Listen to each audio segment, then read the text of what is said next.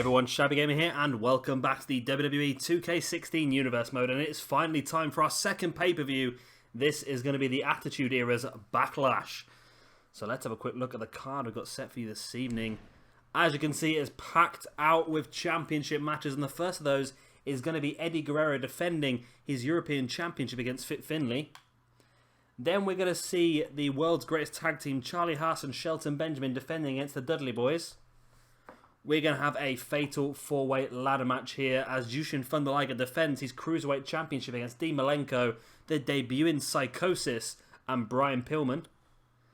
We've got Regal defending his Intercontinental Championship against Diamond Dallas Page. We have a big fatal four-way match here for you this evening as The Undertaker takes on Goldberg, Triple H, and Kurt Angle. We're going to see Batista defending his WWE Championship against Stone Cold Steve Austin.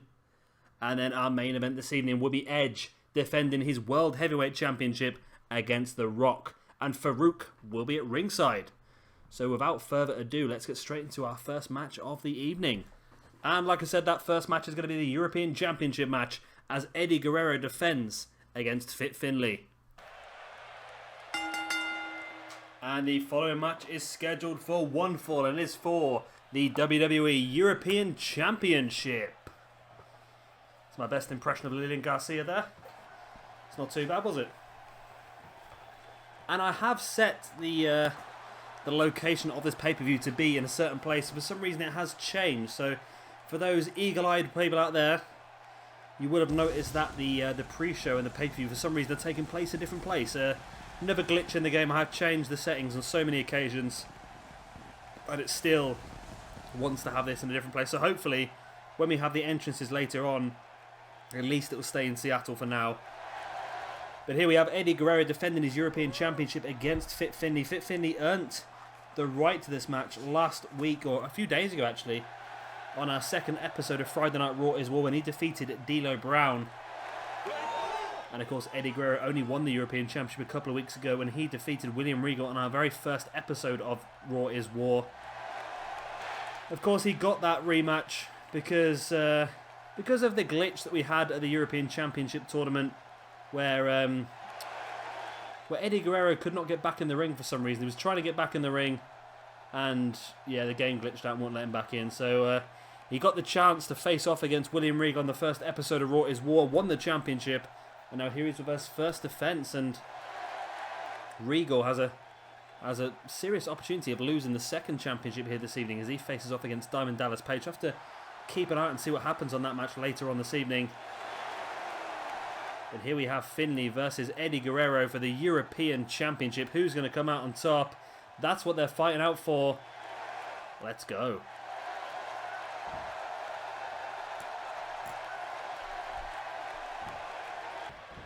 And here we go then.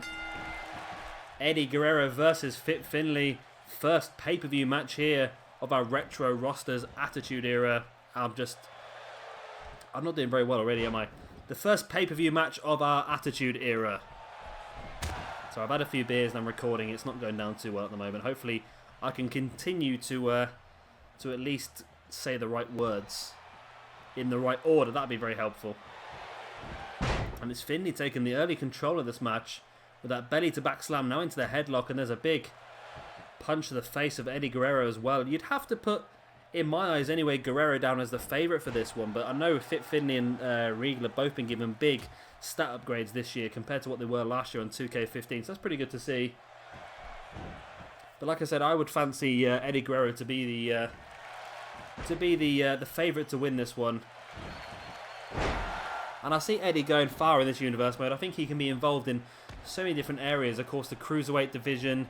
You've got the European Championship like he is now. The Intercontinental Championship as well. And maybe even going for the World Heavyweight Championship at some point as well. It's a shame I didn't think about it a few days ago. Because was it not Eddie's birthday recently? Or was it maybe the anniversary of his death? It was one of the two. I know it was being mentioned on Twitter quite a lot. But either way, it would have been great to really honour Eddie Guerrero by doing something along them sort of lines. But I'm sure we will at some point as we go further on in this universe mode. Anyway, Eddie, like I said, is going to be involved in anything and everything, really. And of course, he's also part of a tag team alongside Malenko as the Radicals. And maybe as we get further in, we might be able to bring Chris Benoit and Perry Saturn in as well, just to make that a full quartet. But I don't think they need it as such, really. I'm not sure how much use I'll get out of Perry Saturn at all, and seems a bit of a waste when we're struggling for space for created wrestlers. And we're seeing a bit of a waste to get someone just for the sake of being part of a stable. That's why in the retro roster, when we get Arn Anderson as part of the downloadable content, I'm not going to bother getting the other two members of the Horsemen. I'm just going to call him and Ric Flair the Horsemen and have a tag team, really, because we don't want to waste spaces on people just to fill in stables, which is a problem I've had in the past before. Oh, Finlay very close to getting the free count there over Eddie Guerrero. This would be a very interesting start to the evening if Fit Finlay was to pick up this championship. Remember, Fit Finlay is the tag team partner of William Regal as well, who's the former champion. Like I said, lost the belt a couple of weeks back to Eddie Guerrero. So Finlay's desperately trying to get that belt back for the British Bruisers. Finlay now rolling through Eddie Guerrero. In for the pin he goes. Referee down. 1, 2. It's only enough for a 2 count. Finlay can't believe it, but Guerrero still in this one. Back up to his feet. Guerrero now. There's that atomic drop on Fit Finlay. Guerrero now. Great suplex. Rolls his hips through. Maybe looking for the three amigos here. There's the second. Rolls his hips once more. There is the third amigo. And I've just realised something that's really annoyed me. Referee goes down for the 2 count. It's only enough for a 2. Yeah, I've just realised something that's really annoyed me. I actually downloaded somebody else to be involved in this card this evening, and I've missed them off the card. Well, in that case, that other person's going to make his debut next week. Be sure to keep an eye out for that. It is someone that has been requested a couple of times in the comment section below, so I'm sure a few of you guys will be very happy to see him. I'm not going to give out any hints. I will give out one slight hint. He's going to be in the Cruiserweight division. And yeah, we'll definitely see him debut on Friday Night Raw is War next week. So keep an eye out for that. Of course, we are doing our feud starting from next week as well, so that's going to be very interesting. And a lot of it's going to depend on results here this evening. And of course, whoever's not involved in the feuds, looking to do for our next pay-per-view is maybe a 6-man Hell in a Cell for one of the championships. So whoever's not involved in the feuds will definitely be involved in trying to get a place in that big pay-per-view main event, the Hell in a Cell match. Finlay bringing Guerrero back up to his feet and now launching him into that far corner. Finlay pretty slow across the ring, and I was about to say that could causing some issues, and it did, as Eddie Guerrero with that big boot to the face, now launching Finlay across, and there's that running forearm by Guerrero. Big boot to the stomach of Finlay, now bringing Finlay back up to his feet once again. Guerrero has Finlay up on his shoulder, but Finlay fights back, and there's that reverse DDT.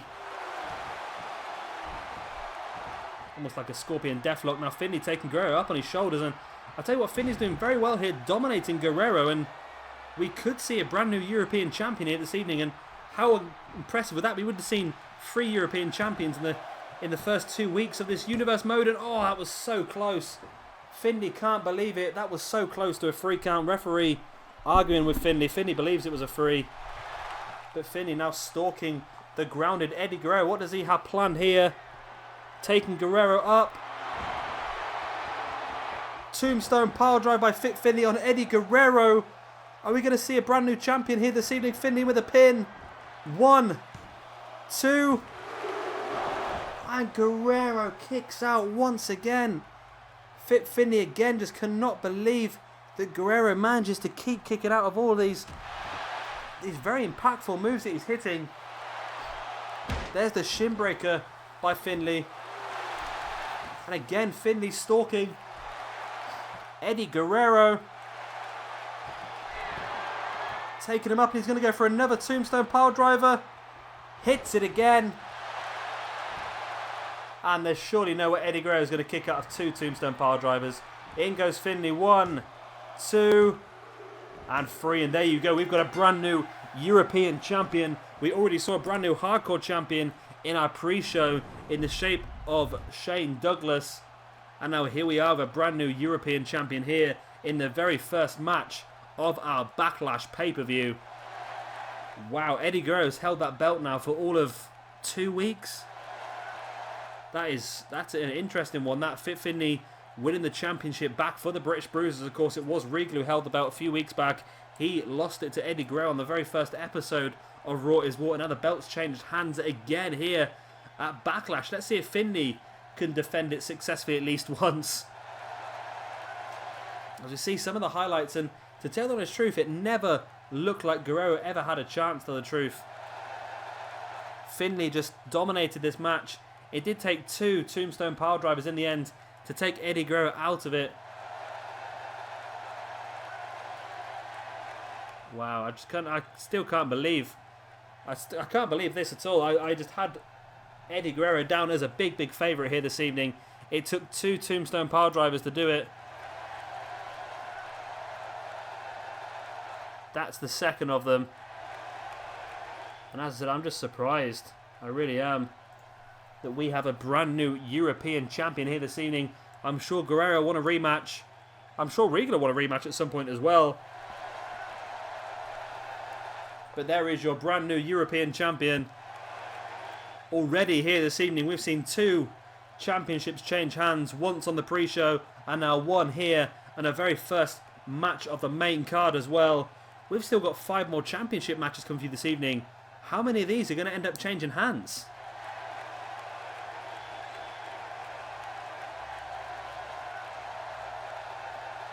Great win here for Finn. He's shown he's not just a jobber in our Attitude Era, like we sort of used him last year, really. And here comes our second match of the evening. It's going to be the world's greatest tag team defending the tag team championships against the Dudley Boyz. And here we go. We are still in Seattle. That's handy to see. So we're consistently in the wrong place. That's pretty good. And here we have our tag team champions, of course, Charlie Haas and Shelton Benjamin, the world's greatest tag team. Of course, these guys actually lost to the Dudleys last week on Friday Night Raw is War in an elimination tag match. So, yeah, I'm sure the actual momentum going into this match is going to be with the team of the Dudley Boyz, the challengers.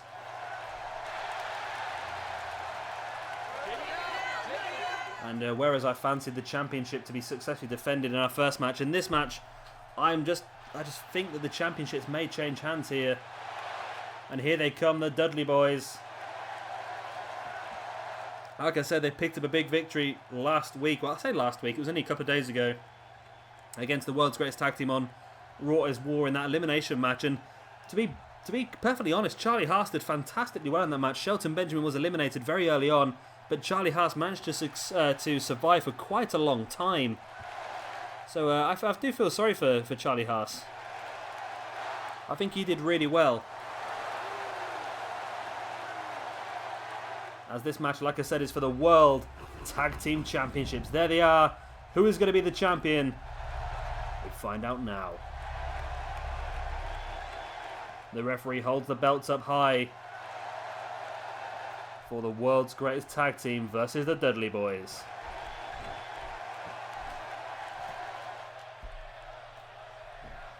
And here we go. We're going to start things off with Bubba Ray and Charlie Haas in the ring. Of course, Haas is the one that lasted in that elimination match against all odds against Dudley Boyz for quite a long time, but finally the numbers game just became a bit too much for him. It's a shame because, like I said, he was doing very well up until then.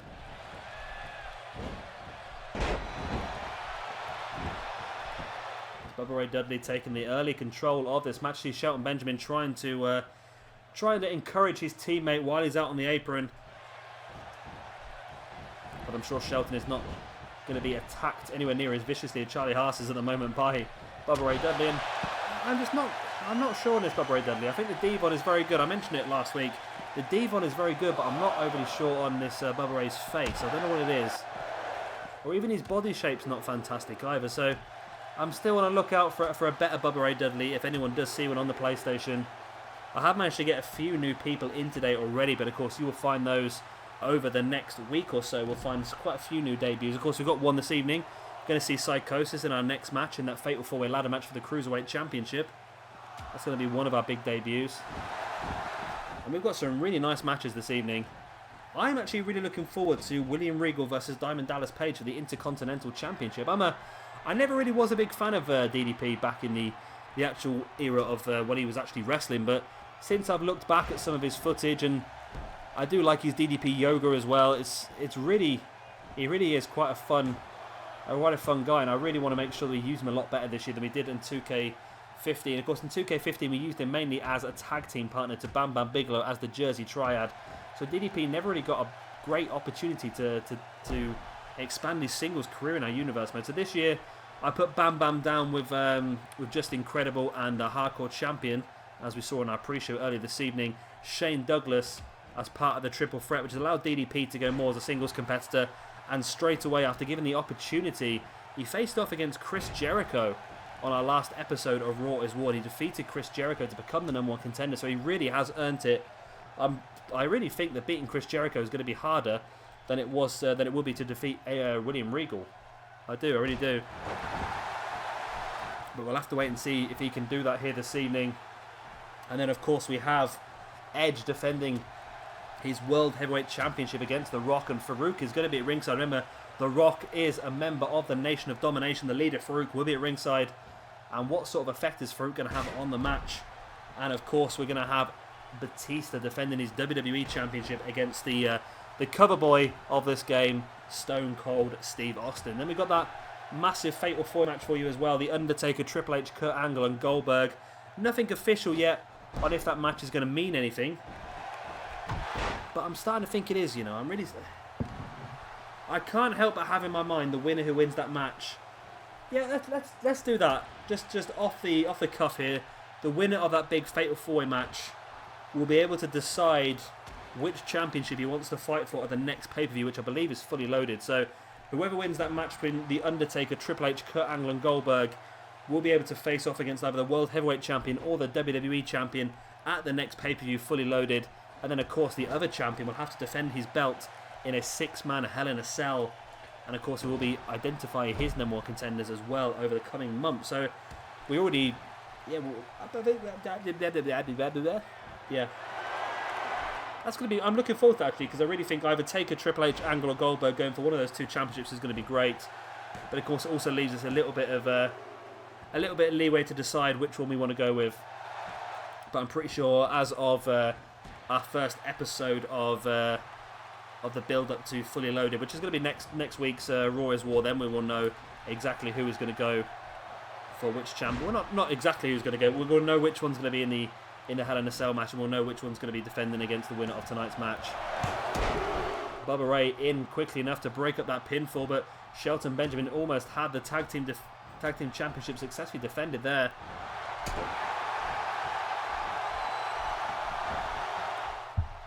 Shelton Benjamin now with a backdrop.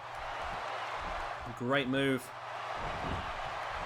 Rolling Devon Dudley here, and there's an elbow to the back of Devon as well. Shelton bringing Devon back up to his feet. Spins him round. Big German suplex there by Shelton Benjamin. Great move.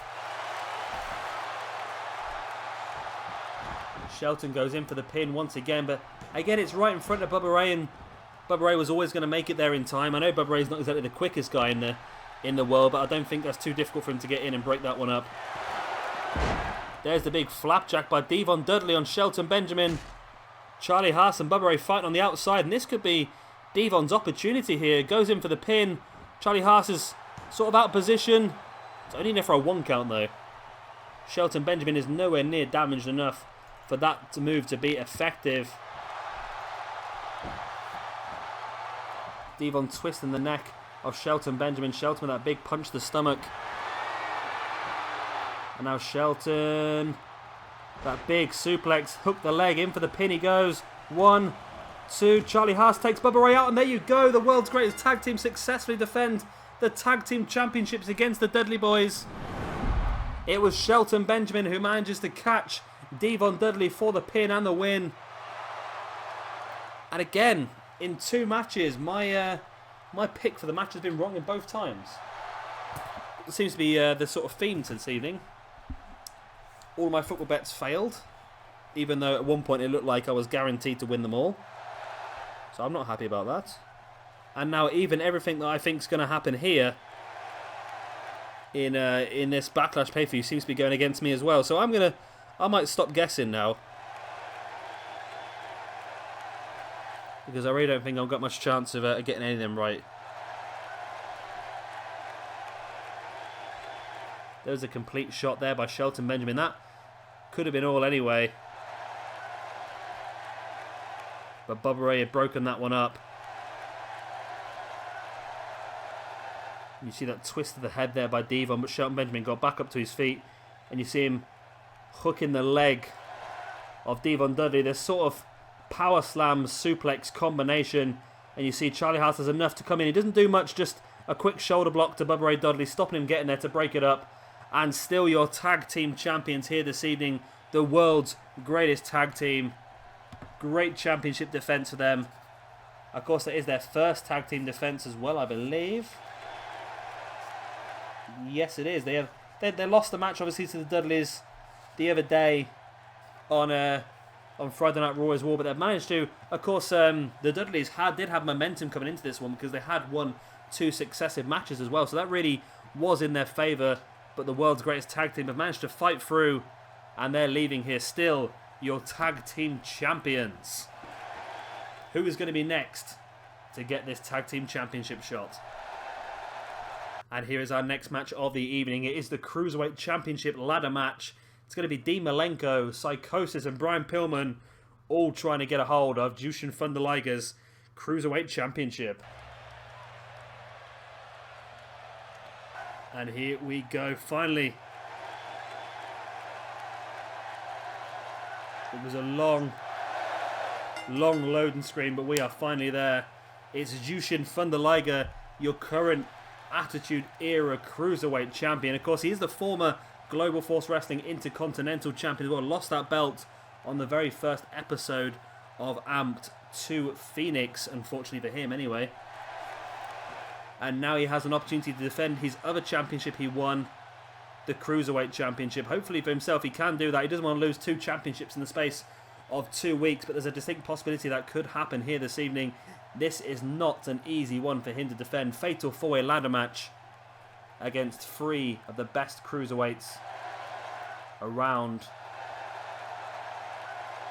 Who is next to make their entrance? Here it is. It's the debut of Psychosis here in our Attitude Era. And I like this Psychosis. I'm not quite sure why he's given the why the creator's given him this sort of Finn Balor style wig rather than having just his normal hair. I'm not sure if he ever had this Finn Balor style wig in WCW, whether he did actually have just normal hair. I think he just had normal hair, to tell the truth, so I might actually change that myself. But it's still effective either way. As we see the next competitor about to make his entrance to the ring. Who is this going to be? I've forgotten already. It's Dean Malenko. One of the most underrated wrestlers of all time, Dean Malenko. One of the greatest Cruiserweight champions in WCW history as well. Very much more technical version of a Cruiserweight champion. So he brings a different level to this match. He's going to be a lot more aggressive. A lot less flips and spins I think you'll see from Dean Malenko. A few more forearms and leg locks. But I don't think he is the wild card. This man about to make his entrance is going to be the wild card.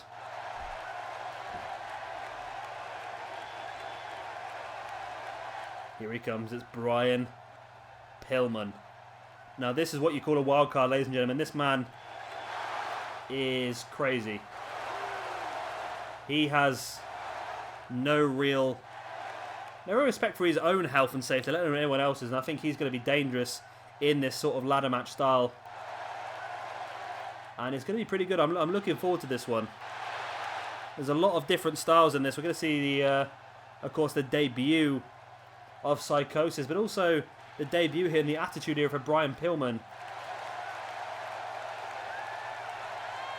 The loose cannon Brian Pillman just staring down front row people. I just see Dean Malenko trying to get himself on TV, just creeping behind Brian Pillman. But here we go. This is going to be a great one, this, for the Cruiserweight Championship 4-way ladder match.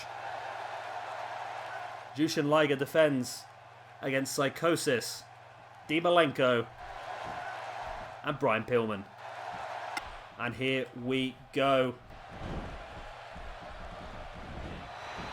So it's going to be an interesting one, this. I've only done one ladder match so far, I think, and it did work out okay.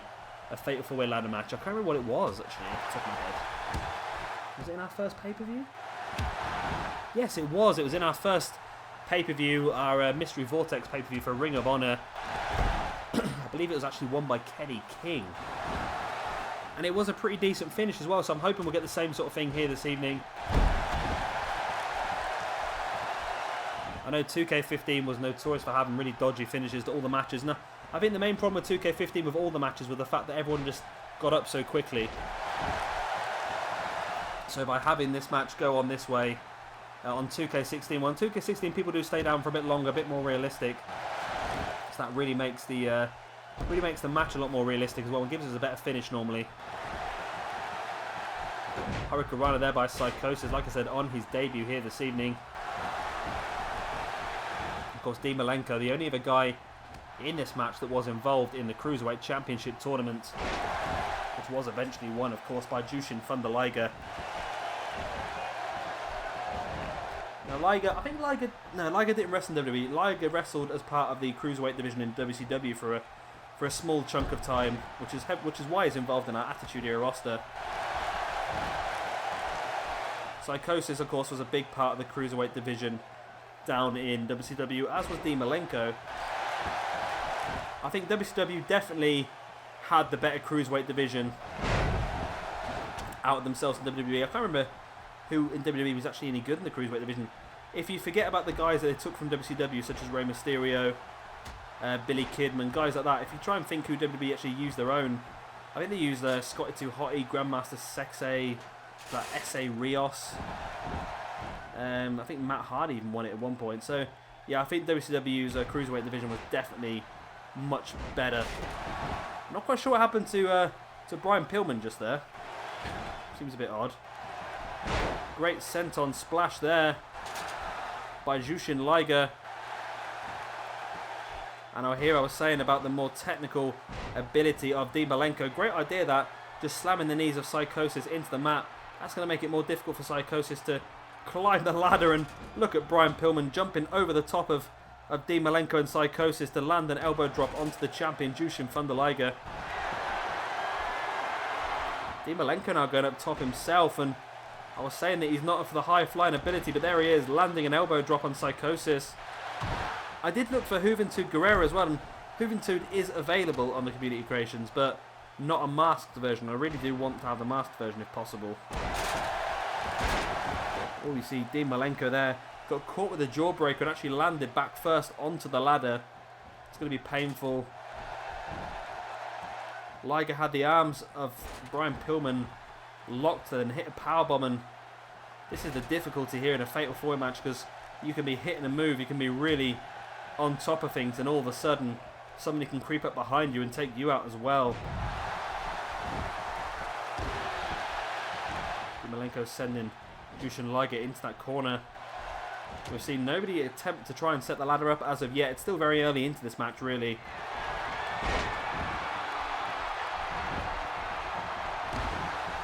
As it seems like Dean Malenko and Jushin Liger and Psychosis there for a second, just working down Brian Pillman. Pillman, of course, is somebody you can see on our retro roster as well. Actually wrestled on yesterday's episode as part of the Hollywood Blondes against the Legion of Doom. So if you're looking for more Brian Pillman, you can definitely see him down there. And of course, Jushin Liger you'll be able to see on our Global Force Wrestling roster. And I think Psychosis might make an appearance on the Global Force at some point as well. And then you see Psychosis was going for that sunset flip bomb, and Brian Pillman just knocked him. Again, like I was saying earlier, the difficulty in a Fatal 4-way style match is that you've always got to keep one eye over your shoulder looking for the other two members of this match. They can creep up behind you at any point in time. You see Dean Malenko here on the outside, getting a hold of the ladder. Pillman follows him to the outside and just spins him round and sending Dean Malenko into that ring post. Brian Pillman now making his way back up onto the apron, into the ring, leaving Dean Malenko on the outside on his own. And Malenko now has a hold of the ladder. Decides against taking it into the ring with him, actually just drops it back down the ground and comes back inside.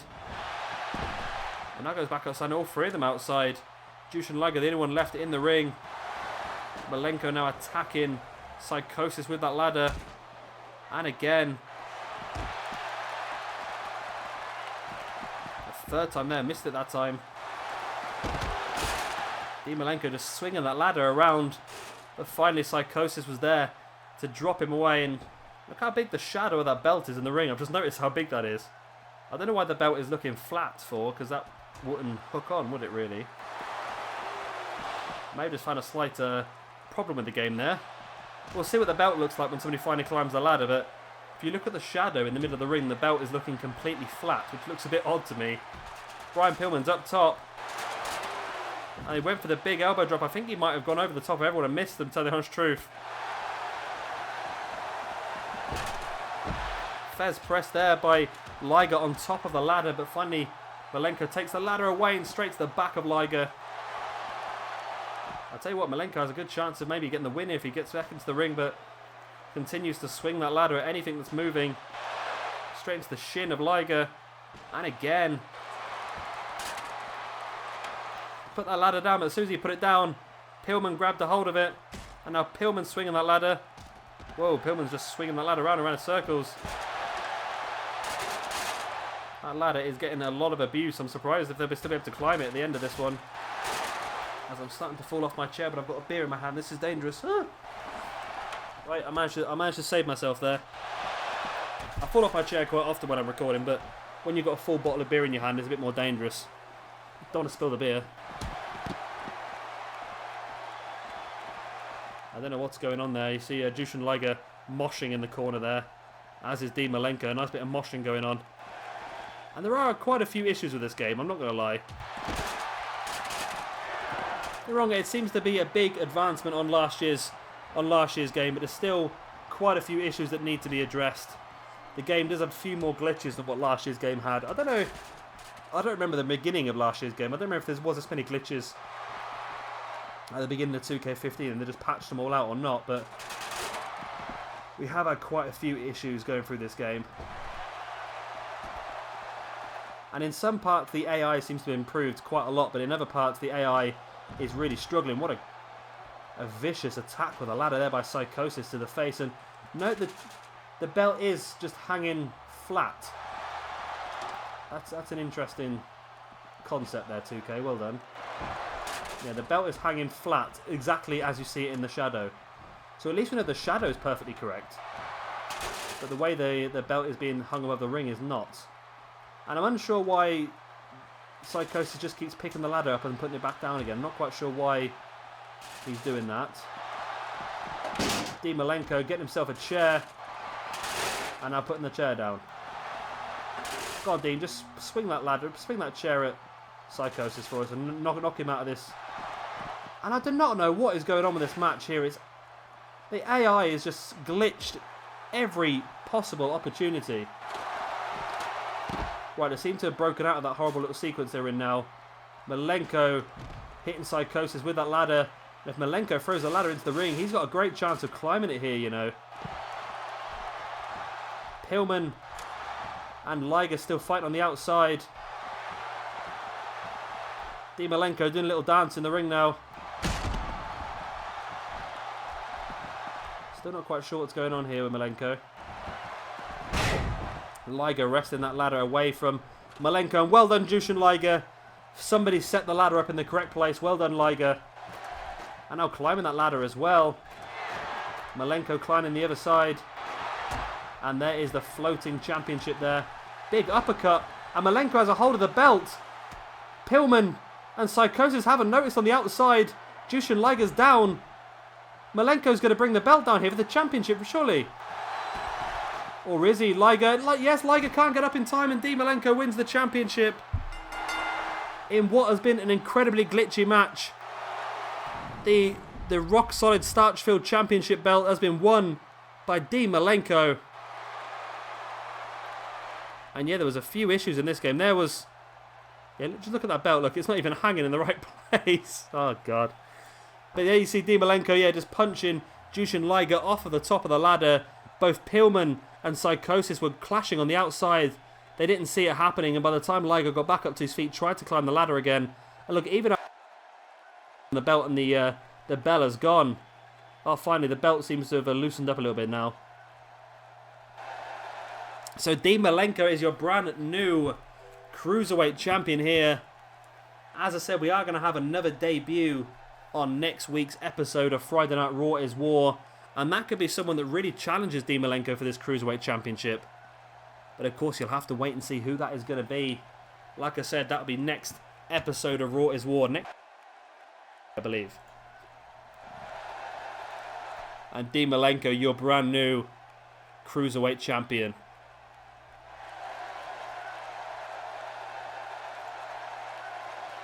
So that's 2 championships changed hands now this evening. 1 has stayed the same, 2 have changed. I'm sure Regal will be hoping in this next match that he can continue to retain his against Diamond Dallas Page. It's not going to be easy though. Of course, Diamond Dallas Page won that great match against Jericho on last week's Raw is War. So he's going to have a lot of momentum coming into this one. But is it going to be enough to see him through? And here is that next match. It's William Regal defending his Intercontinental Championship against Diamond Dallas Page. The following contest is scheduled for one fall, and it is for the WWE Intercontinental Championship. First, making his way to the ring, your champion, William Regal.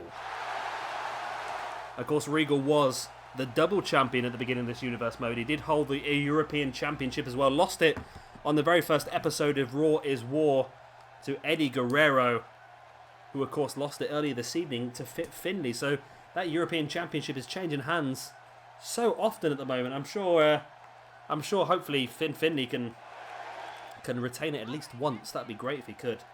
I might not defend that European Championship for a while now, just to try and get a lengthy title defense that lasts more than a week.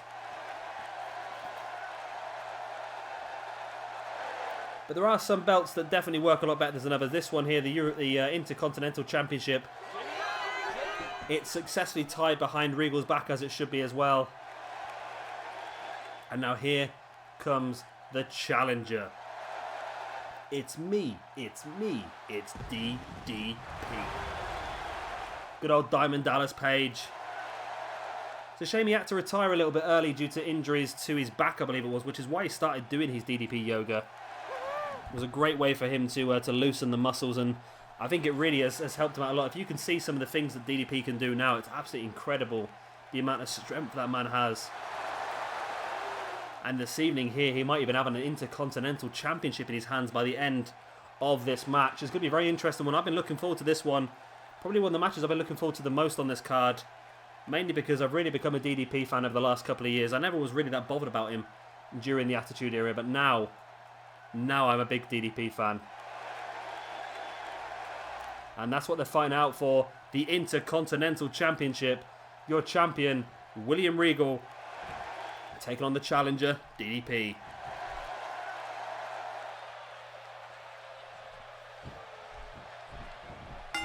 And there goes the bell.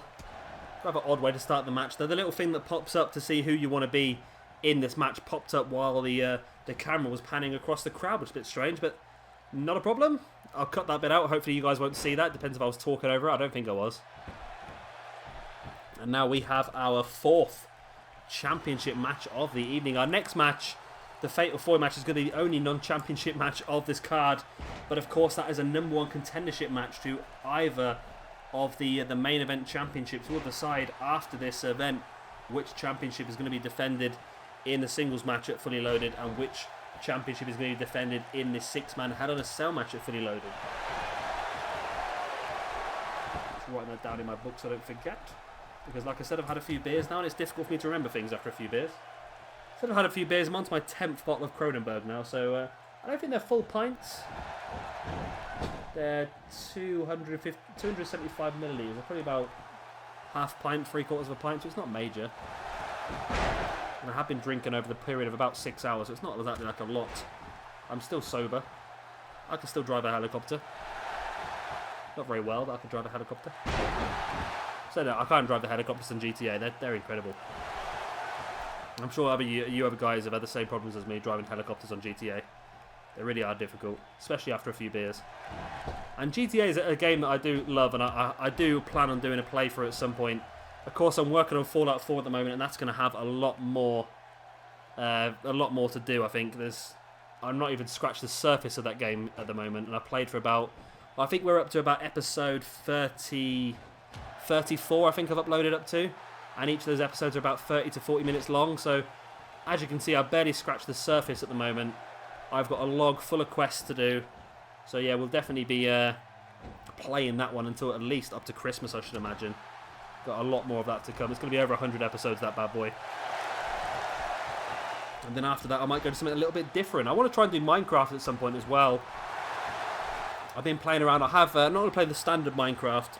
I've got a full modded version. It's got about 250 mods on this version of Minecraft.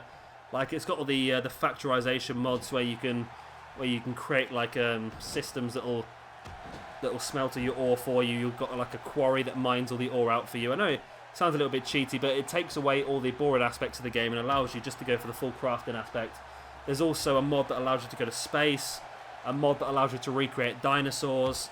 There's just so many different mods. I'm gonna hopefully split it into 4 parts. I'm gonna have like an agricultural part, like a factorization part, a magic part, and a science part of the game. So it's a really big one. It's not going to be like a simple Minecraft series like a lot of people do.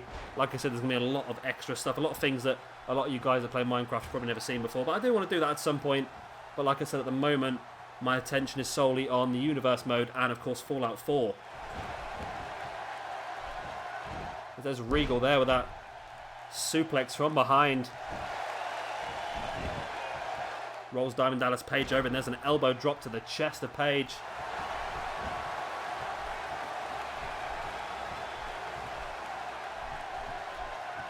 Regal now sending Page against that rope, and Diamond Dallas Page just sending Regal over the top, but Regal managed to hold on. And this is the point where it does make me really excited again. I really want to get to Royal Rumble in this universe mode, I really do, because just to have it taken out of my hands, to have all these fantastic people put into a Royal Rumble match and see who's going on to WrestleMania is going to be absolutely fantastic. But I know what this game is like. I do know what this game is like. I know we're going to end up with maybe like The Rock versus Finlay, the main event of WrestleMania, or The Rock versus, or Austin even versus D'Lo Brown, or something like that. I know what this game is like, but hopefully we'll pile as many big names into our Attitude Era Royal Rumble as possible, and we'll get a great winner of that Royal Rumble. But that is very much in the future. We're only 2 weeks into this universe mode, and that is about 9 months in, so I wouldn't expect to get to Royal Rumble anytime soon. I don't think we're going to get to Royal Rumble anywhere near the current day roster getting to Royal Rumble, which is a shame because I would have liked to have got there and matched the current day roster.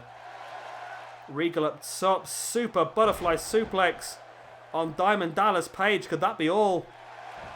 Maybe not, as Regal doesn't go for the pin. He brings Page back up to his feet with Page there with that uppercut.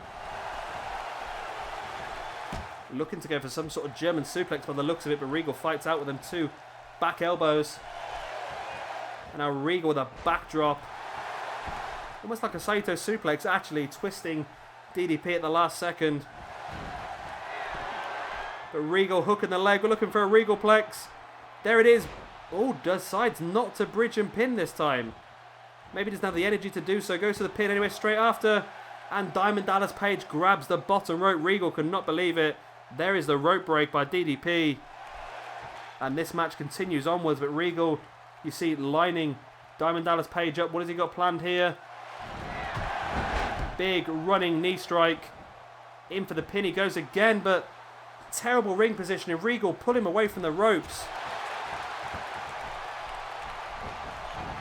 Regal now with the snapmare. Went for the headbutt to the back of the head of DDP, but DDP with a back elbow fighting him away. Diamond Dallas Page taking Regal up onto his shoulders, looking for like a Razor's Edge style powerbomb, but Regal fights free. Taking DDP up. No, to drop him snake eyes on that top rope. And there's that big punch. Now locking in a half Boston Crab on DDP. We've not seen many submission victories in this game so far. And I've looked and there's no sort of stats I can change to make submissions a bit more effective. Of course I can change the wrestlers' individual stats, which I have done. I've gone into some guys a submission specialist and give them much higher submission skills, but still it's just not very easy to get a submission victory, which is why I'm trying to give all my submission guys a really good sort of impact finisher as well to make the game a bit easier for them. Big elbows there to the stomach by William Regal on Diamond Dallas Page. DDP with a front headlock and Regal fights him away, and there's the Russian leg sweep. And I knew this was going to be a good match from the offset. I knew it was. And can this be a successful defense here for William Regal? He's hoping so. He's already lost one belt over the last couple of weeks. He's hoping not to lose a second. The Diamond Dallas Page will be hoping to grab this opportunity with both hands. DDP crawling across to the ropes.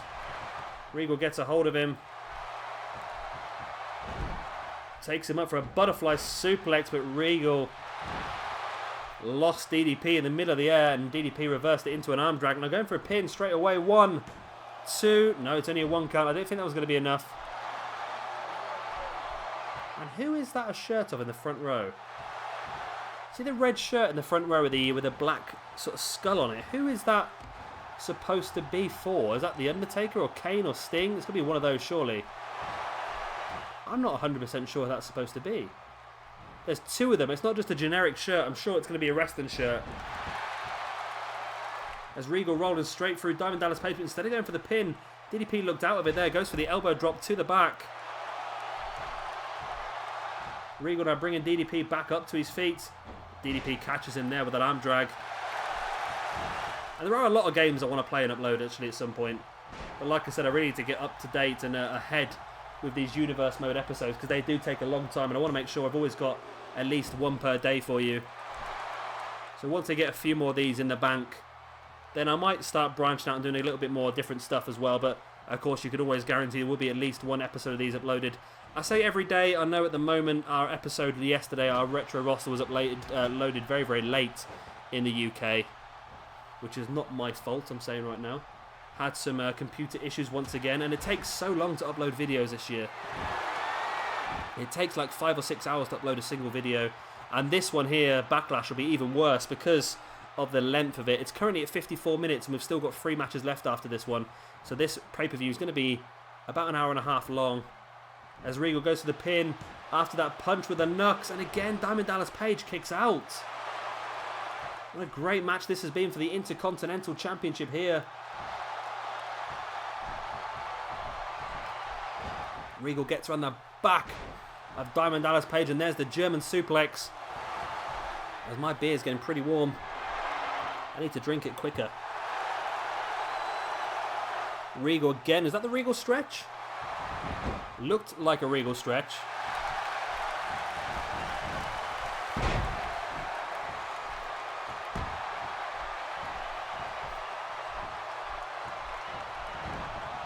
Snapmare there by Regal.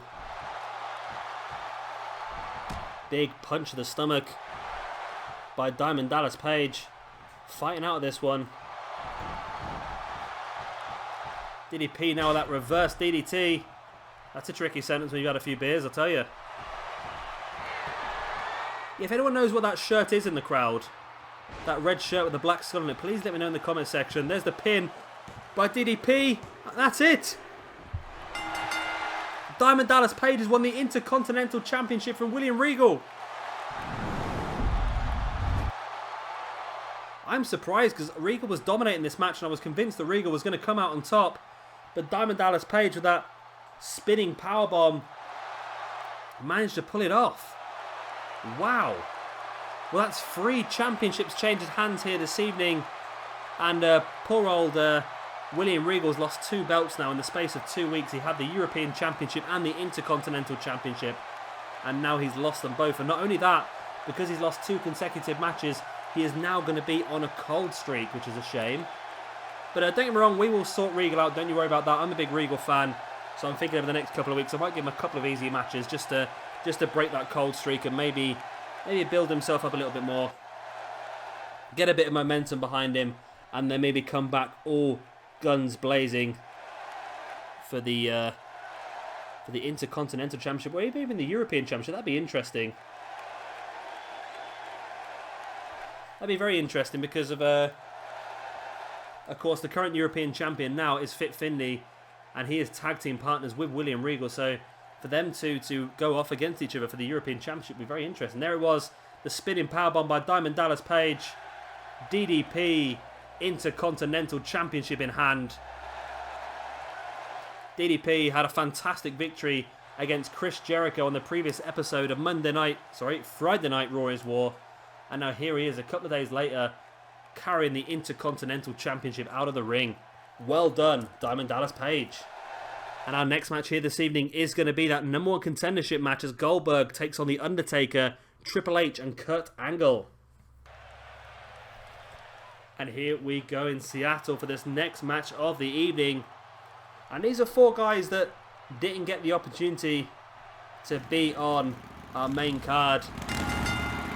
And like I said, this is going to be a number 1 contendership match. The winner of this match will be able to decide whether he wants to go for the WWE Championship or the World Heavyweight Championships. This is going to be an interesting one. This could really go either way. And there's 4 big names in this one. I can't decide who's going to win this. Oh, somebody disliked my video. That's a shame. That's a shame. Oh well. Shit happens. And Taker's the first competitor into this match. And we already know the others is Goldberg, Kurt Angle and Triple H. And what a match this is going to be. It really is going to be a top level match. Really great to see the dead man in this game as the American. I wasn't a big fan of the American Badass Undertaker, but I always liked his dark style character. But it's nice to have a bit of difference because obviously we're going to have the dark style Taker in the retro roster, and then we're also going to use the Legend Undertaker, the current day Taker, in the current day roster at some point as well. And here comes Triple H from 2001. The best thing about this pay-per-view is this is Backlash 2001. And the Undertaker attire and Triple H attire are both, as per the game, Backlash 2001 attire. So, for those of you who really like going into detail, this is the exact attires that Triple H and the Undertaker wore for this pay-per-view, apparently. Of course, Goldberg and Kurt Angle weren't on this pay-per-view, so that's... I don't know, actually, Kurt Angle might have been. It was 2001. Was Kurt Angle around in 2001? He must have been. Yeah, he was around during the invasion, wasn't he? So Kurt Angle may have been on this pay-per-view. And I've got no... I'm not even going to try and guess who's going to win this one. I sort of feel for Angle because Angle's something that I completely forgot about in the championship tournament. So Angle's not been given a chance as yet. So this is Angle's opportunity to come in here now and guarantee himself a number 1 contendership spot at one of the 2 main championships, which will be decided next week on Monday Night Raw.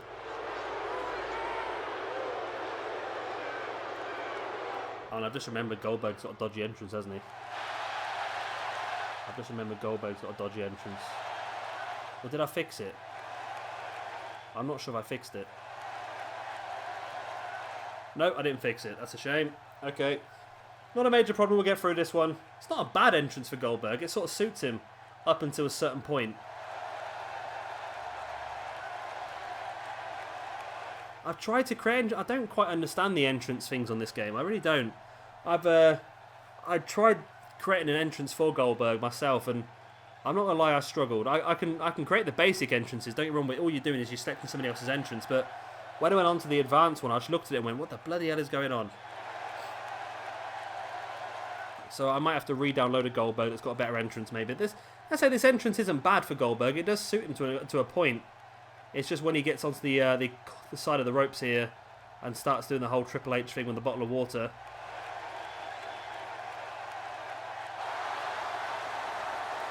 So it does sort of half suit him.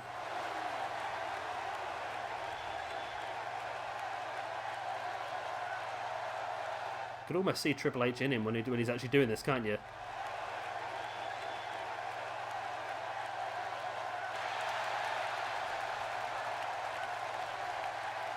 He gets covered in... I don't understand how he gets so wet from doing that. So yeah, it'd be interesting to see if Goldberg can be the one to go forward to our fully loaded pay-per-view as well. Of course, if these guys don't win this match, doesn't mean they won't be involved in the championship match at the next pay-per-view. As I said, one of these guys will go on to face either one of the champions at the next pay-per-view.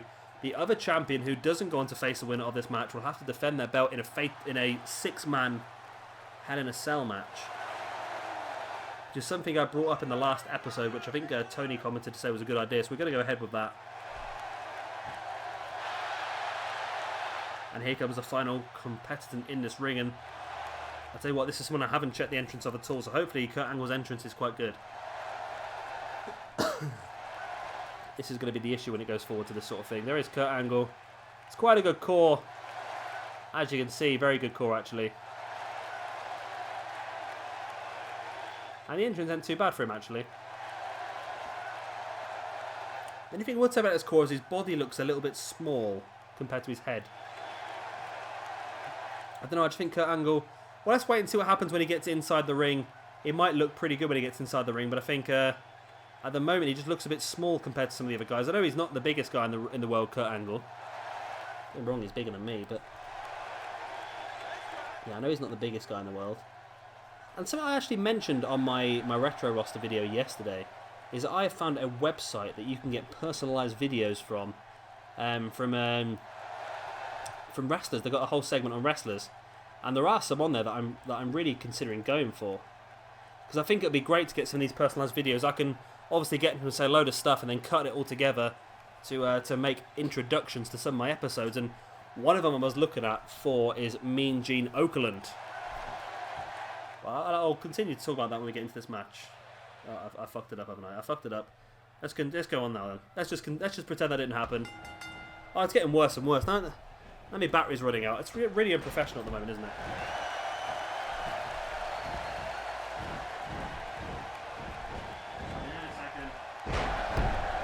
Just plugging my controller in. So yeah, there's a website where you can get personalised videos from wrestlers, which I thought was really cool. And I was looking at Mean Gene Okerlund. For $35 I can get a personalised video from Mean Gene Okerlund. So if I can get him to say, oh, of course it's a Fatal 4 match, there's no disqualifications either. That's pretty cool. Dead man going straight for a chair. So if I can get Mean Gene Okerlund to say, hi, this is Mean Gene Okerlund and welcome to Saturday Night Main Event, and welcome to Royal Rumble, welcome to WrestleMania, welcome to SummerSlam, welcome to Survivor Series, welcome to Clash of Champions, welcome to Bash at the Beach, all those sort of things. And we can use that the whole way through our universe mode. Triple H with a chair to the back of Goldberg. Goldberg was not expecting that at all. That makes it even worse, I think, most of the time.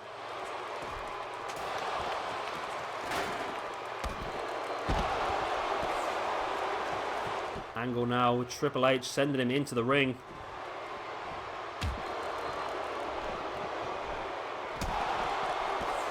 Angle with a dragon suplex on the Undertaker on the outside as well. This is going to be a very hard fought match. And yeah, going back to these videos, yeah, Mean Gene Okerlund would be great for that.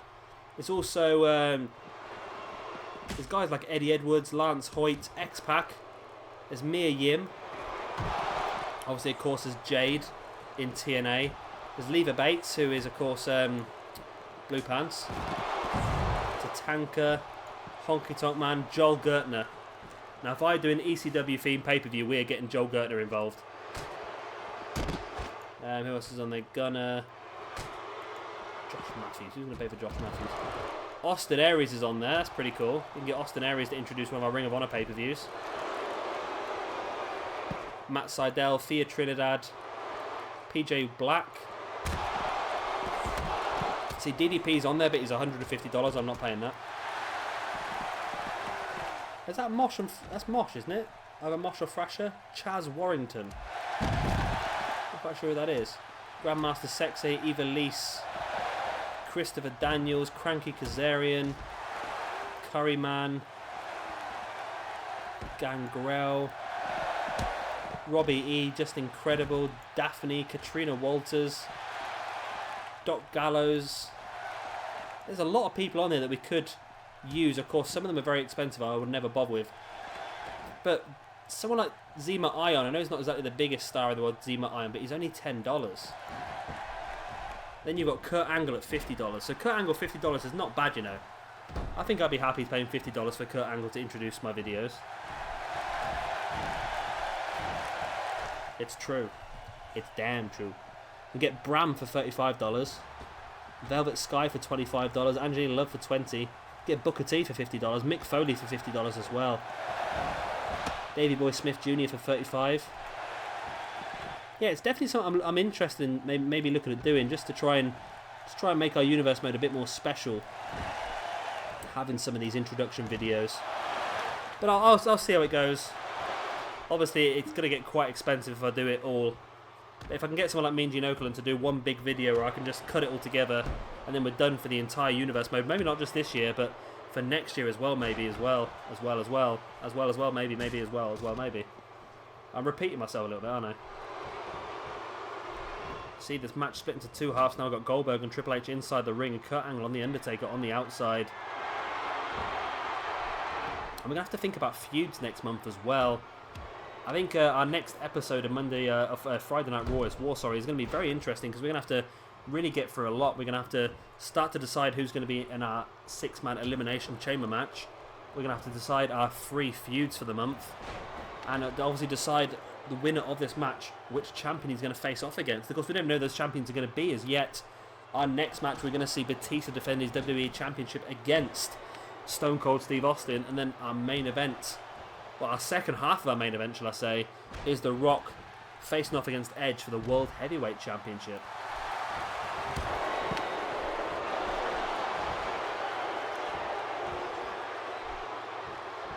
Taker is lining Kurt Angle up. So I downed quite a bit of beer then. Taker has Kurt Angle up. Last ride for Kurt Angle. Triple H and Goldberg not even noticing what's happening now. Triple H sending Goldberg against the ring steps, and there we go. The Undertaker has picked up a victory, and he is going on to main event fully loaded against the champion of his choice. We're going to find out who that's going to be later on this evening. We're going to find out which champion it's going to be on Friday Night Raw is War next week. We're going to find out who the 2 champions are going to be this later on this evening. I'm quite happy the Undertaker's won, actually. I don't know who some of these people are on this website. But Marty Bell as well. Of course, Cherry Bomb, who was recently on TNA, and I think she might have wrestled in NXT as well.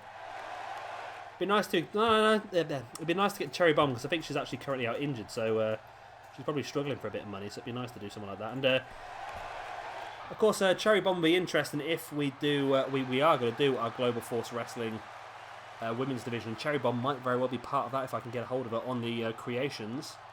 So maybe it'd be interesting to get her doing a introduction video. But of course, Eva Lise is someone that I'm very interested in as well. But I think Eva Lise, yeah, it says on Eva Lise that she's not currently doing videos, which is a shame. Because I would have quite liked an Eva Lise video. The Undertaker mounts the bike, making his way out, and we know, I'm pretty sure the next pay-per-view is fully loaded, but we know the Undertaker is going to be in one of the 2 main events. Also know the Undertaker has managed to avoid Hell in a Cell, which is a shame, because that's mainly the sort of thing we want to see him in. Taker takes his leave here this evening after a successful victory in this Fatal 4 match at our Backlash pay-per-view. And here is our next match here this evening. It's going to be the WWE Champion Batista defending against the cover guy of this game, Stone Cold Steve Austin. The following match is scheduled for one fall and is for the WWE Heavyweight Championship. Making his way to the ring first. She's talking for a lot longer than I am. What can she be saying that's so interesting? There we go.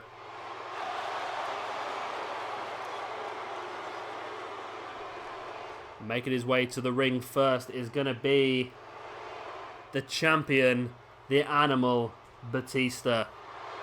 Batista, surprise victor in our championship tournament. Wasn't one that I expected with The Rock and Austin and The Undertaker and Triple H and all those guys in that tournament. I wasn't expecting Batista to go the whole way and win that championship, but he did. But now the stakes are even higher. He has to defend against Stone Cold Steve Austin here this evening. That is not going to be interesting. It's not going to be easy at all for him. Then again, it's not going to be easy for Austin, I should imagine, either. This is going to be a very interesting match. This could really go either way. But I do fancy this championship to change hands. I fancy both of these championships to change hands here this evening. I'm thinking that The Rock is going to win the World Heavyweight Championship in our main event here this evening. And I'm thinking also that Austin is going to take this championship away from Batista. But let's see what happens. I've been surprised so far by majority of the events going on this evening. So there's no reason why I wouldn't be surprised here again.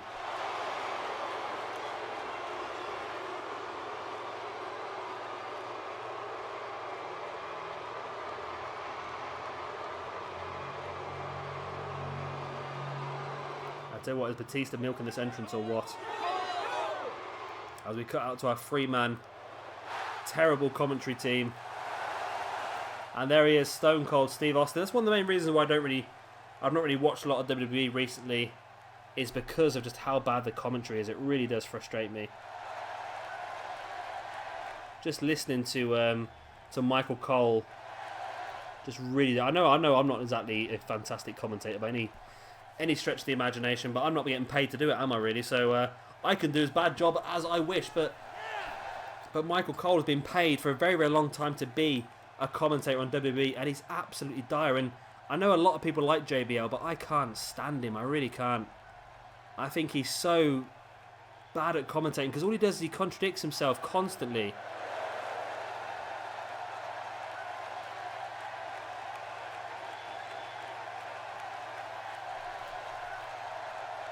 And this is Stone Cold Steve Austin's opportunity here this evening against Batista for this WWE Championship.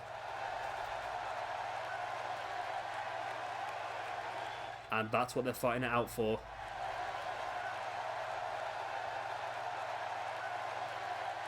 There's the belt up in the air. It's Batista versus Stone Cold Steve Austin.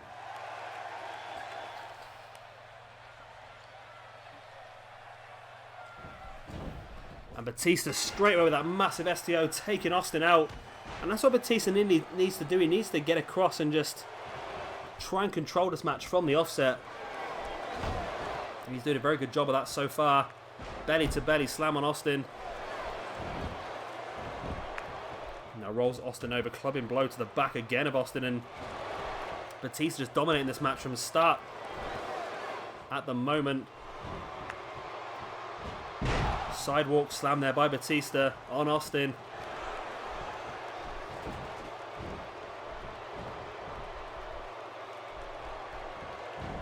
Batista continues to assault Austin. Austin's not even got a chance to even start in this one so far.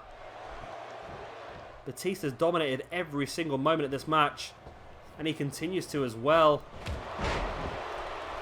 And I told you, it's my curse. Whenever I say somebody's going to win, they always lose. Hence why all my football bets failed earlier on.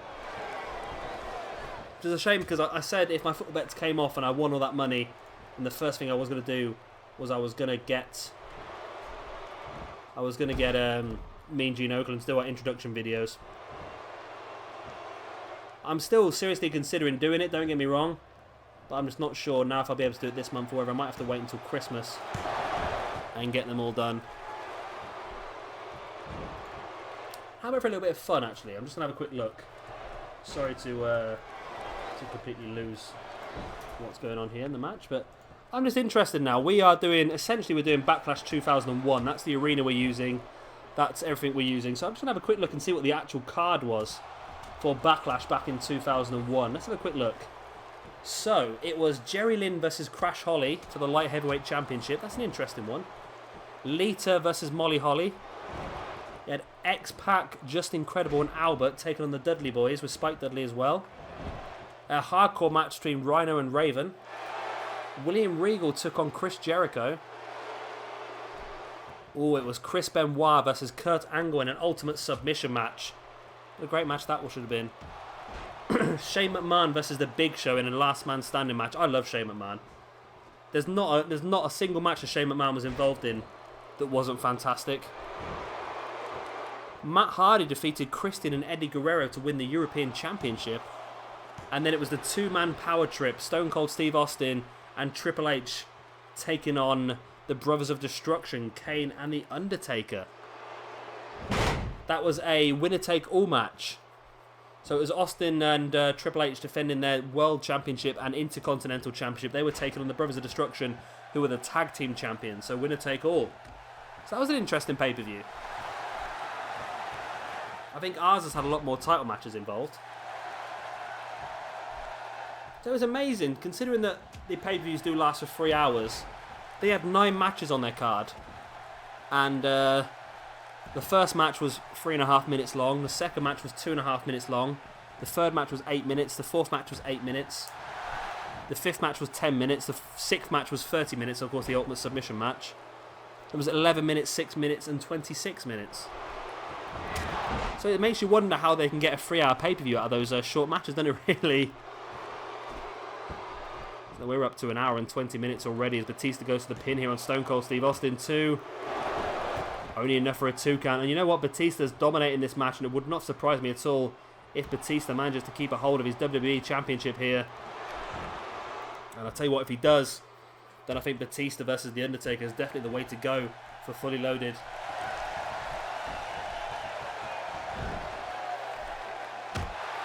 Austin fights out that suplex to the knee to the head of Batista. And into the snapmare now. Austin trying to regain a little bit of control of this match. There he is with that reverse sort of chin lock. Just trying to slow the match down. Trying to regain a little bit of energy as well, probably. Really clever way of doing it. Batista can't quite fight out with this one, though. Well, just to say that Batista makes way up to 1 leg. Now back up to 2 legs. The elbows to the stomach of Austin. But Austin catches Batista straight away into a neck breaker. And Austin's doing fantastically well here. There's the Fez press into the punches on Batista. Batista looks to be busted open. Austin with a pin. 1, 2. Still only enough for a 2 count. Austin can't believe it.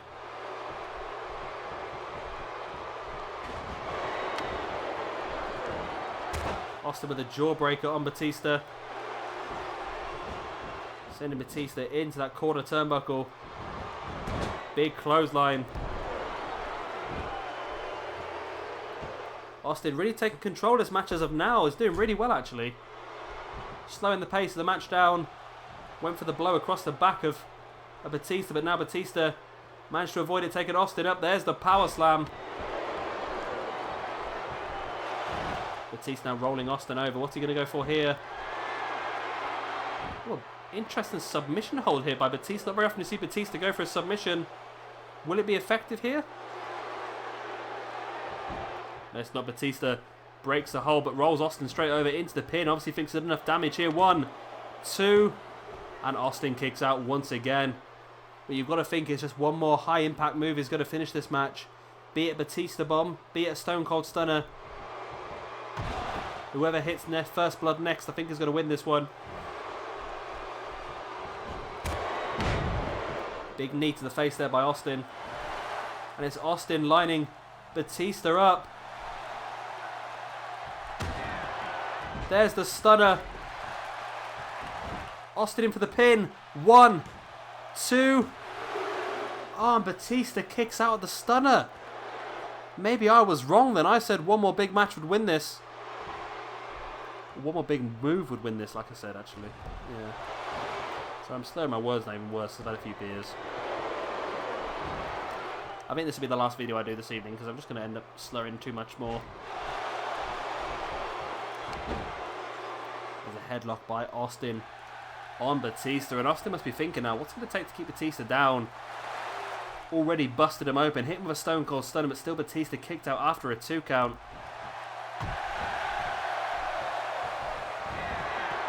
Batista with a huge spinebuster. In for the pin he goes. 1, 2, 3, and there you go. Batista successfully defends his WWE Championship against Stone Cold Steve Austin. And I think that's already, in my mind, sorted now for Fully Loaded. I'm thinking we go the winner of Rock versus The Edge, defending their belt in a 6-man Hell in a Cell, and then Batista taking on The Undertaker. And that, again, can be one of our feuds for this month as well. I like that. I like that a lot. I think Batista and The Undertaker had some pretty good feuds in the past.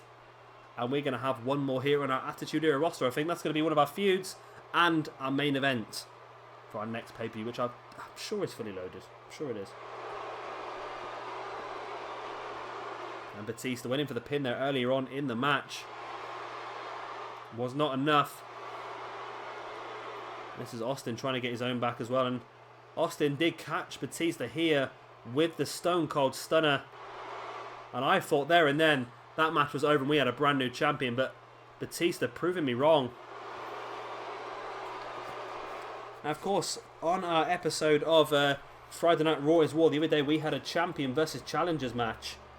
And it was the challengers that came out on top. The Rock actually pinned Batista in that tag team match. And it was that massive spinebuster there by Batista that finished this match off. So, yeah, the Austin really came into this match with more momentum than Batista. 2 wins in a row for Austin. Because not only did he win that tag team match the other day, he also won the Fatal 4-Way #1 contendership match against Goldberg, Angle, and The Undertaker to make it here. But it was not enough. Batista successfully defends his championship. And now here we go with our last match of the evening. It's going to be Edge defending his World Heavyweight Championship against The Rock, who's going to be accompanied to the ring by Farrooq.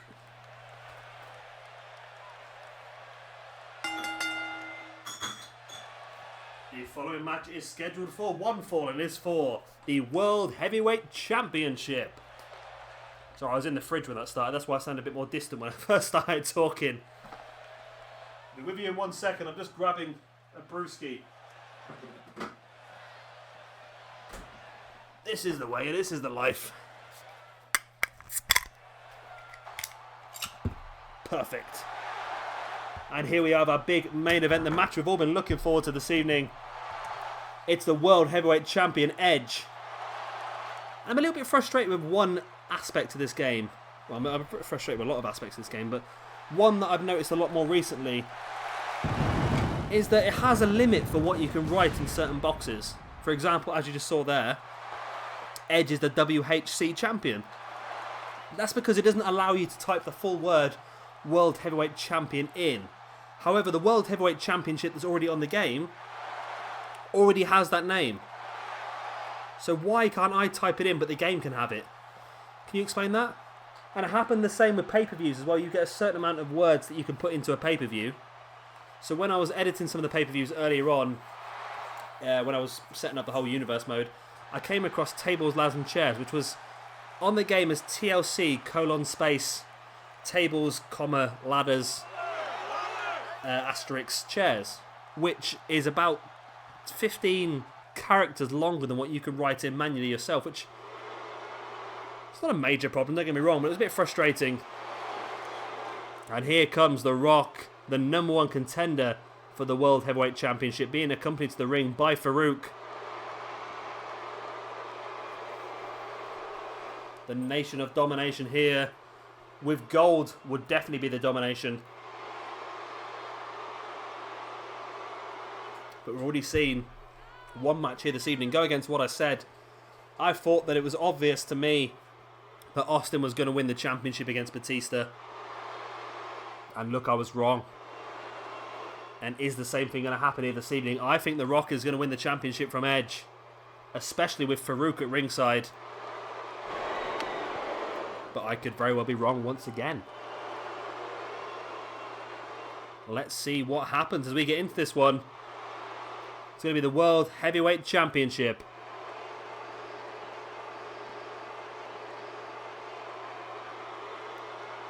There's the belt up high.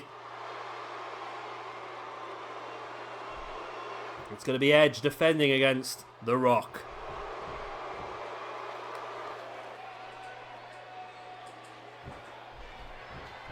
The referee rings the bell and we are underway. Belly to back slam there by The Rock on Edge. And like I said, we know now that The Undertaker is going to be the number 1 contender for either the winner of this match or Batista's championship. And like I've already said, I'm really leaning towards doing The Undertaker versus Batista for our next pay-per-view as a feud. So that would mean the winner of this match would have to defend their championship in a 6-man Hell in a Cell match at the next pay-per-view, which is not going to be easy at all, especially with some of the fantastic guys we have on this roster. And I'm half tempted to make The Undertaker versus Batista a Hell in a Cell match as well. I'm not 100% sure on that one yet, but we'll have to see what happens. See how that feud develops over the next few weeks, but I like that idea, I really do. When I first started this card, the game automatically had a 6-man Hell in a Cell for the WWE Championship already input, which also involved both members of the Dudley Boyz. This is for the WWE Championship. Both members of the Dudley Boyz, Jeff Hardy and Shelton Benjamin, as well as the Undertaker and Batista. That's what the game put down as their 6-man Hell in a Cell for the championship, which, of course, would have been a strange match. It probably would have been a good match, to tell the truth, but it would have been a strange match. But that's not what we built up to. We built up to this card. Next month, we're going to be building up to our fully loaded card. Like I said, that will have a 6-man Hell in a Cell in there. But the rest of the card is open as of yet. I'm thinking we definitely sort of Regal trying to win back either his European Championship or his Intercontinental Championship. The Rock now laying the smackdown to Edge on the outside. Referee counting, of course. This is not full count anywhere. This is a normal singles match. Referee up to a 5. Both guys running back into the ring. The last thing they want is a double count out. Well, the last thing The Rock wants is a double count out. The Edge wouldn't mind it, I don't think. Big flapjack there by Edge on The Rock. And like I said, what sort of effect is Farrooq going to have at ringside here this evening? Is he just here for moral support on The Rock, or are we going to see some sort of managerial prowess that's going to help The Rock? Are we going to see Farrooq go for underhanded tactics, maybe pulling the referee out of the ring or distracting the referee? Have to wait and see. We know that the managers on this game are much more effective than they ever have been before, which is really good to see. Edge now going in for the pin. 1, 2. It's a 2 count already against The Rock. That's not great for the Nation of Domination here. But was The Rock using all the time he had while grounded to recoup some energy, maybe? Russian leg sweep there on Edge. And there you see Farrooq sliding a chair into the ring. Now Farrooq on the apron distracting the referee. The Rock just right in the back of Edge with that chair. Now sliding it into the corner. Referee didn't see The Rock attacking Edge with that chair. But Edge is back up and taking The Rock up into that flapjack once again. Now that chair shot doesn't seem to have affected Edge too much. If anything, it seems to have livened him up. And I wonder now, if someone was thrown into that corner, would that be a disqualification maybe? It's been an interesting one to see. Maybe we might get the opportunity to see it as well. No, the referee taking the chair out of that corner, as he should do. That's what he's paid to do, I should imagine. Edge with the Northern Light suplex. Declines to bridge it though. And there's a lion salt by Edge. Of course, Edge and Christian both good friends with Chris Jericho. Rock does a great job there of avoiding that move, whatever that was going to be, locking it almost into like a crossface, but set out a powerbomb there by Edge as well. And Edge has put up a lot more in the fight than I thought he was going to here against The Rock. I must admit, I thought Edge was gonna struggle in this one, but then again, I thought that Austin was going to win the last match easily, and look what happened there. So I might be wrong on this one as well. We've already seen Farrooq get involved a couple of times. And there you see him distracted Edge. Giving The Rock the chance to get back into this one. There's the backdrop on Edge by The Rock. Rock bringing Edge back up to his feet. Looking for a belly-to-belly suplex there, but it's not enough. And again, Farrooq up on the apron, distracting Edge. Edge coming across and arguing with Farrooq. This one's staying. Of course, Farrooq can't swing at him, of course, because then The Rock will be disqualified. But at the moment, distracting Edge enough to allow The Rock to get back on top. It was not enough to get the 3 count.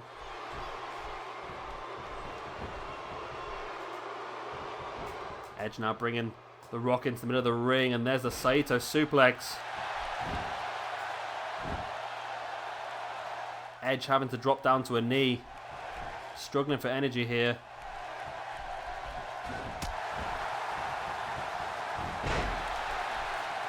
The Rock now with a snapmare, and now a big elbow to the top of the head of Edge, and that's where your skull is at its softest, right on the top of the peak there. The Rock locking in the sharpshooter right middle of the ring here on Edge. Can Edge use the power of his legs to break free? And he does.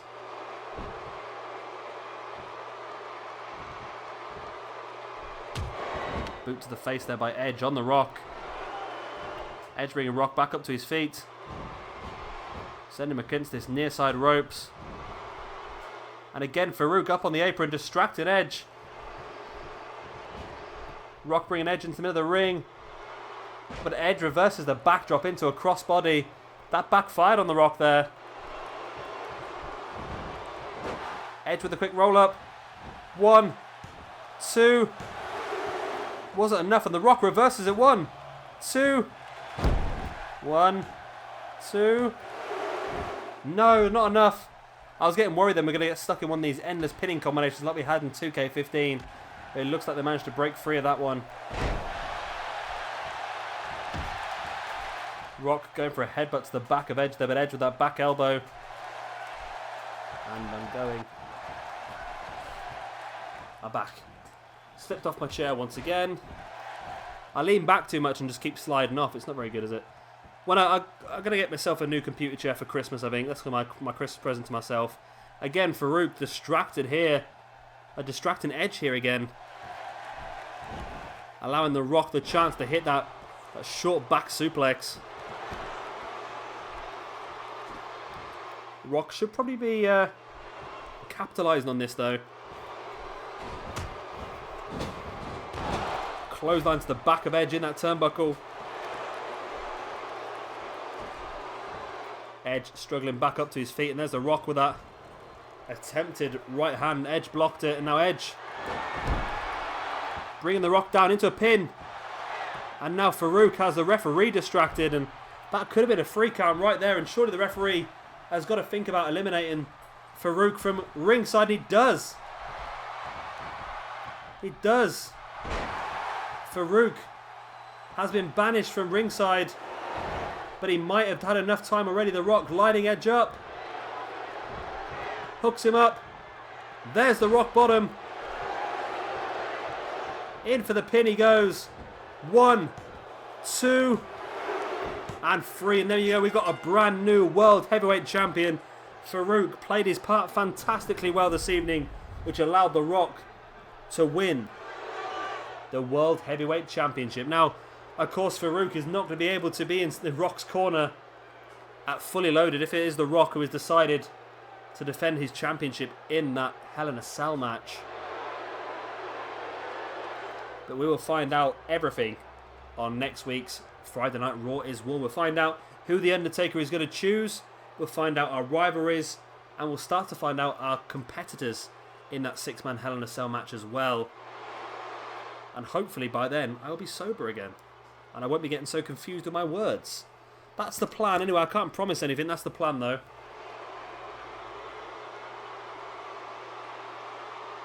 As you see, Farrooq being banished from ringside, making his way to the back, but it was enough time enough effort, enough distractions to help The Rock hit the rock bottom, straight into the pin, and Edge had no chance there.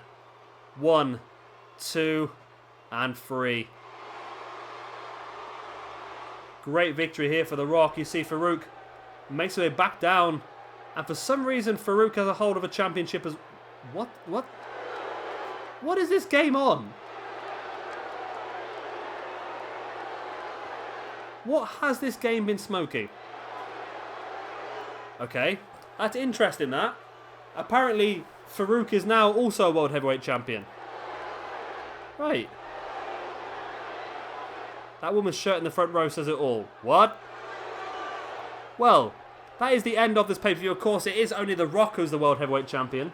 I'm not quite sure where Farrooq's got his one from. Maybe eBay or something on them sort of lines. But there you go. Yeah, The Rock is your new World Heavyweight Champion. We've had a great show here this evening. We've seen 1, 2, 3, 4 new champions out of 6. We've seen 5 new champions out of 7 if you include our pre-show and the Hardcore Championship as well. We've also seen The Undertaker become the #1 contender for the main event championship of his choice. We'll find out who he'll be facing when we get to our next episode of Friday Night Raw is War. And we've also got a big debut on Raw is War as well for the Cruiserweight Championship. Well, that is the end of this episode. Of course, if you could like that video, that would be absolutely fantastic. It does help me out a lot. I know I've been a bit useless because of my drunkenness and I've slurred a lot of words and missed a lot of words out and all that sort of crap, but there you go. Hopefully it hasn't suffered too much on the video quality. Of course, if you're not already, then be sure to subscribe because we'll be getting a lot more 2K16 Universe Mode footage done daily, as well as some showcase and some career mode in the future. And of course, Fallout 4 at the moment, then some other twisted little bits and bobs that I would like to get involved in. But yeah, all that's to come in the future. I've been Shabby Gamer, thank you very much for watching, and I'll see you tomorrow for Monday Night Raw.